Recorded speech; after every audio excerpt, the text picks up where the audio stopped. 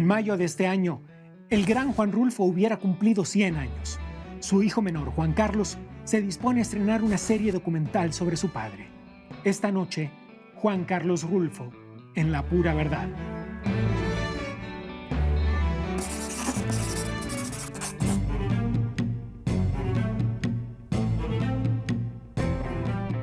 No quiero ni imaginarme el ejercicio de honestidad brutal que debe haber implicado hacer un documental sobre tu padre.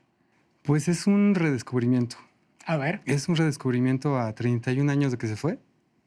Justamente el año que entra, en el 2018, se cumple 32 años de que se fue. Y yo tenía 22 años cuando murió. Entonces, bueno, es una cosa que estuvo ahí calentándose, que estuvo siempre en la mesa, que la casa siempre estuvo lleno de tiliches, como uno dice, de libros, de zapatos, de corbatas, de camisas, de muchos recuerdos. Se fueron acomodando poco a poco, pero los papeles de trabajo, todas las fotografías, la música, los discos, los recuerdos, esos siempre están dando vueltas, ¿no? Como polvitos en el aire. Ya sabes, cuando de repente, en determinado momento del día, pega la luz y se ven todos esos puntitos. Pues eso pasó. Pero cuando te hablaba del ejercicio de honestidad brutal es porque, digo, aunque eres un documentalista, no es lo mismo contar la historia de alguien tan caro a tus sentimientos y elegir qué ángulo, cómo mostrarlo, qué contar de él. Para eso pasaron los años.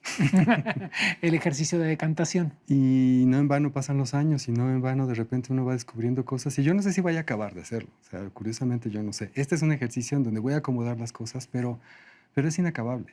Siempre voy a seguir descubriendo cosas. Y esta honestidad siempre cada vez es más ¿cómo decirte?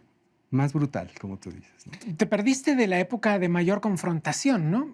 Quiero decir, te perdiste de tu adultez con tu papá, que son esas conversaciones que suelen tornarse filosóficas a veces. Pues no sé, fíjate, lo que me gustó fue ser alguien malcriado, berrinchudo, travieso. Pues sí, pues sí. Porque toda esa parte adulta la vi con mis hermanos. Yo soy el más chico de 4. Lo sé. Entonces veía cómo se portaba allá.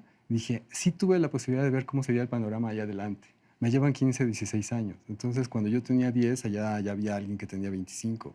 Y cuando yo tuve 20 o 22, ya había alguien que tenía 30 y tantos. Sé que sí estuvo muy orgulloso de quien ya era un profesional como mi hermana, que era médico pediatra, súper exitosa y así. Y yo era un travieso que pues no tenía ni idea de qué iba a hacer en la vida. Ahora sí puedo decir que me hubiera gustado muchísimo hacer un recorrido con él por la montaña, por ejemplo, a sus 100 años. De hecho, lo estoy haciendo.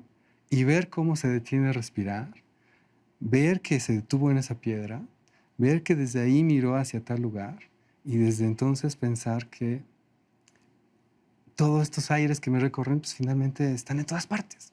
Y esa es la discusión que tengo todo el tiempo. Entonces es podértelo dar de esa forma, así de honesta, y de decirte también que lo adoro y que este país finalmente se convierte en él. Tú eres él, cada uno de los espectadores son él. Cada persona que lo haya leído, quizás, sí. Y además de que lo que yo estoy tratando de proponer es que no solamente es literatura, sino también es vida, y también es aire, y también es montaña, y también es tierra, y también son recuerdos, y también es una bola de cosas que ya van más allá de la literatura. Cada capítulo de esta serie documental tiene una unidad temática. ¿Cuáles son esos temas? Son 7 capítulos. Sí. El primero es El Llano en Llamas, Pedro Páramo, la fotografía, el cine, la antropología, Juan Rulfo escritor, porque se nos había olvidado que era escritor. Y luego viene una especie de resumen de todos estos capítulos.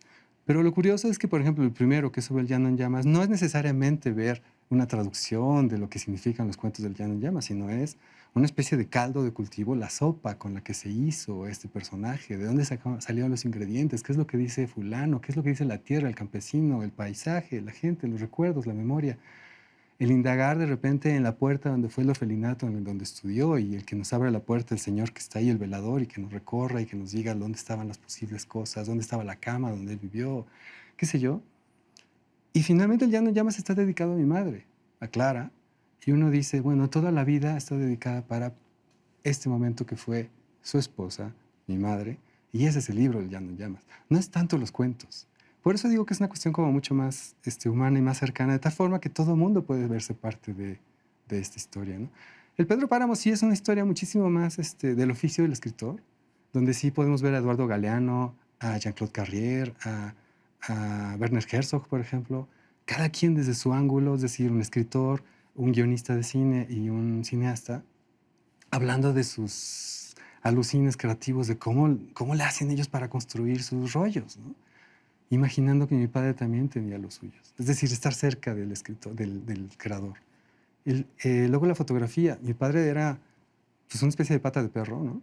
Donde pues para Y que vivir. es una faceta no tan conocida de él. Exacto. Entonces, por ahí es por donde me gusta moverme, no tanto por el lugar común de la literatura, que yo no soy un gran lector en el sentido de saber decirte con certeza críticamente qué significa Pedro Páramo o la colección de cuentos del Llano Llamas, pero sí te puedo decir que me gusta caminar, que me gusta platicar con la gente, que me gusta buscar los lugares donde él fue a fotografiar y tratar de encuadrar exactamente ese espacio y sentir que aquí estuvo mi padre hace años, ¿no? Y llevar al espectador a ese lugar y recorrer con él estos espacios que pueden ser cualquier otro Claro. espacio. Y luego viene el cine. ¿Por qué no hemos podido adaptar correctamente o de una manera satisfactoria las obras de mi padre? Como muchas otras obras mexicanas. ¿Por qué nos cuesta tanto trabajo México en ese sentido, ¿no? Bueno, quizás por un par de razones que son un poco evidentes, no sé si lo suficientemente fuertes, pero quizás un poco esta cosa de idealización. A lo mejor hay Hay algo una de cosa, eso. tienes razón, y sobre todo una cosa que tiene que ver con que no te sueltas tú. Necesitamos ser más libres. En el capítulo de fotografía hay una entrevista a un personaje que me cuestiona y me dice, ¿para qué estás creando? Para ser libres, no para tratar de moldarte a lo que te dice el autor original. Tú estás tratando de partir de ese autor para encontrarte y a partir de ahí abrirte. Ese es el cine.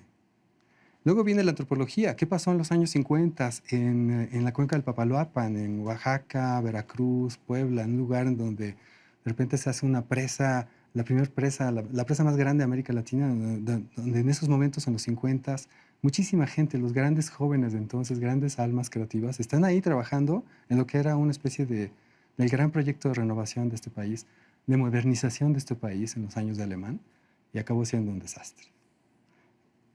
400 comunidades indígenas tuvieron que ser desplazadas para que se creara una presa. Y entonces mi padre está ahí conociendo el mundo indígena, ¿no? A partir de ahí viene una historia de lo que es el mundo indígena de México. No había conocimiento de lo que era realmente la antropología de México. Y ahí es donde mi padre empieza a trabajar en el Instituto Nacional Indigenista, lo que ahora es la CDI, que es un organismo de gobierno que se dedica básicamente a atender a las comunidades indígenas. Pero ahí hay una serie de trabajos que es a lo que finalmente se dedicó mi padre, a publicación de libros de antropología social. En trabajos anteriores tuyos, como has visto, del olvido no me acuerdo, El hoyo, por ejemplo, tienen un claro tono existencialista. ¿Veremos esto en ese trabajo también? Mira, pues el estilo no niego la herencia de mi parroquia, entonces sí algo tiene, pero también estoy tratando de ser, finalmente es televisión y también estará en estas plataformas nuevas o por conocerse.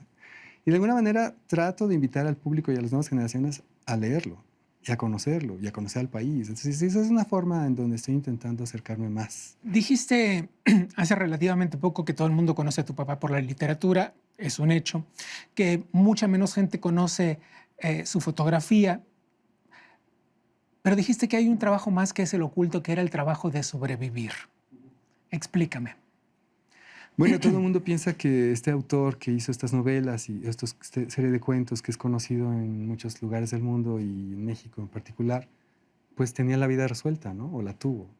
Pues no, finalmente sé que era una persona que iba por el gasto cada 15 días. O sea, mi madre esperaba el gasto, y mi padre le daba el gasto cada 15 días, en donde había días donde no había para el pan, en donde muchas series de fotografías que conozco de él fueron producto de un trabajo que tuvo que aceptar porque era una buena opción y que pues sabía tomar fotografías, ¿no? Y él sabía hacerlo y era como una opción para poder salir adelante. Y ahí es cuando descubro que su manera de ver el mundo era descubierta por él mismo gracias a esas opciones de trabajo que le daban, ¿no? Entonces es curioso cómo se fue diversificando de distintas maneras. Si lo hubieran invitado a una mina, tal vez hubiera hecho una serie de fotografías sobre mineros, ¿no? Y hubiéramos conocido otra parte de este país desde el punto de vista de los trabajadores, ¿no? Uno de los grandes temas explorados por la obra de tu padre es la soledad. Y a pesar de eso, él contó en lo que probablemente fue su última entrevista con la televisión extranjera, que escribió una obra de 700 páginas sobre la soledad que la tiró porque le parecía trivial. Ay, es que es muy pesada la soledad, hay que tirarla. ¿Crees que estás listo para un ejercicio, otra vez uso la palabra, tan brutal como para deshacerse de un trabajo de ese tamaño? No, yo no me quiero deshacer de nada. Quiero acabar de empezar a asimilarlo, de poder compartir esta asimilación, que creo que es la primera vez que en serio lo estoy logrando. En cierta medida, de una manera también muy humilde, porque son solamente 6 cajoncitos temáticos, en donde sé que si tú escribes Juan Rulfo en una computadora, van a venirte encima más de miles de trabajos, de tesis, de argumentaciones, de críticas, de análisis.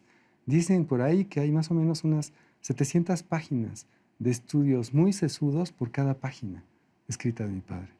Entonces, bueno, te cabe una idea de que la gente todavía no acaba de digerir lo que sus páginas, que son más o menos 300, le han volado la cabeza a muchísimos teóricos y análisis. Hay gente que se la pasa analizando las piedras en Rulfo, el aire en Rulfo, los nombres en Rulfo, los paisajes en Rulfo, la semiótica en todas sus áreas y diversas formas.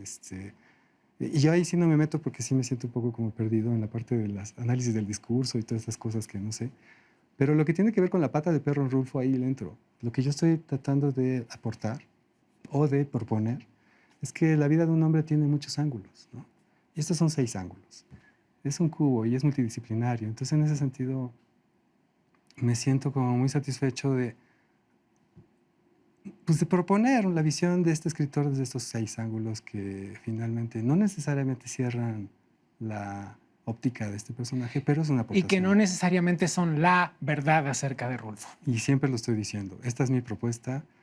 Me puedo equivocar, pero empiézale tú. Te dejo las puertas abiertas a que tú también propongas, pero adelante, véanlo. Exacto. Déjame brindar contigo porque esto se nos acabó. Ay, pues bueno, ya se me había olvidado, estaba muy emocionado. Por la necesidad de explorar creativamente incluso la vida de los demás.